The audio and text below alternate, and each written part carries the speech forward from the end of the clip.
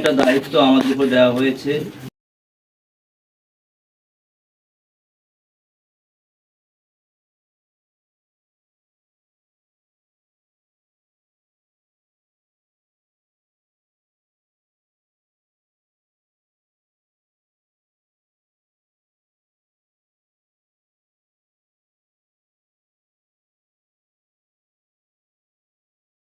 বাংলাদেশ জামাত ইসলামের একটি গুরুত্বপূর্ণ অঙ্গ সংগঠন যুবক কর্তৃক ভবানীগঞ্জ ইউনিয়ন যুবক কর্তৃক আয়োজিত আজকের দায়িত্ব সমাবেশে উপস্থিত আছেন আমাদের বিসমিল্লাহির রহমানির রহিম।